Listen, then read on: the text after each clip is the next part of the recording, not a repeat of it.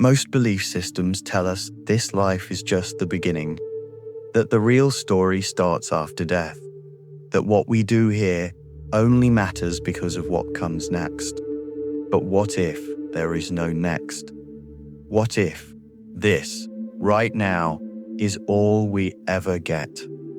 Would that make life meaningless, or would it finally make it matter? We spend so much time planning for a future we've never seen, praying for it, sacrificing for it, fearing that we won't make it, or that someone we love won't. But here's the cost. We look right past the one life we know we have, the one we're in. We treat this life like a waiting room, like the audition before the real performance, a test, a hallway, a preparation space. But what if this is the stage? What if this is the show? What if the only reason it feels incomplete is because we keep looking past it? This mindset didn't start with us.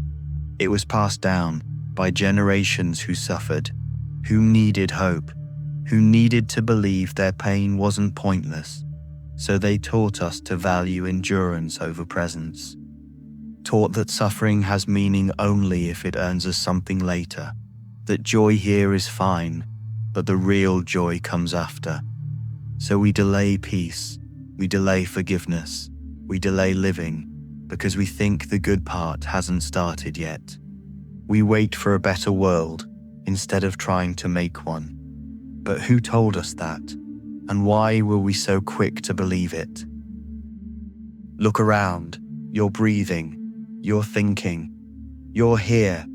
That may not sound like a miracle until it's gone. We chase eternal life, but ignore the value of being alive for even one more hour. We're terrified of dying, but numb to the fact that we've woken up. We mourn the dead, but rarely celebrate the absurd privilege of existence itself, of having a body, of having a mind, of having this exact moment. There's no guarantee of anything after this, but there is something now, and we treat it like an inconvenience.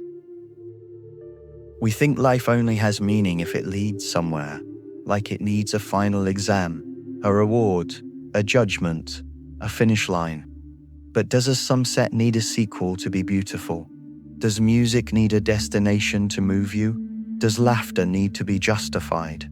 What if this, the being, the feeling, the being with each other is the point? Not what it leads to, not what it earns, just this. And what if it doesn't need to last forever to be worth everything? This isn't about disproving faith. It's about remembering what's right in front of us. Because belief in the afterlife shouldn't come at the cost of this life. And if there is something after, wouldn't it want us to live this one well? To love more, rush less, to feel more, to stop walking past one another like ghosts, waiting for heaven while ignoring the people right beside us. Worry less about the gates of heaven and more about whether we ever opened the gates between us. Because maybe the real sacred space is this moment, right here, right now. And if there is something divine watching, wouldn't it care more about how gently we spoke, how honestly we listened, how willingly we forgave, than how many rules we memorized? We spend so much time trying to be worthy of the next world, we forget how rare it is just to be here at all. You can question everything. You can doubt every answer. You can wrestle with every belief you've ever inherited. But one thing you can't deny is that you're alive.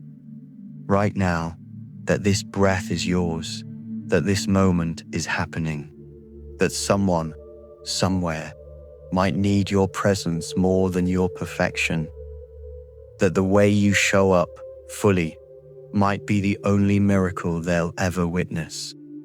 And if this fragile, fleeting moment is all we ever get, then maybe life isn't the test, or the trial, or the prelude.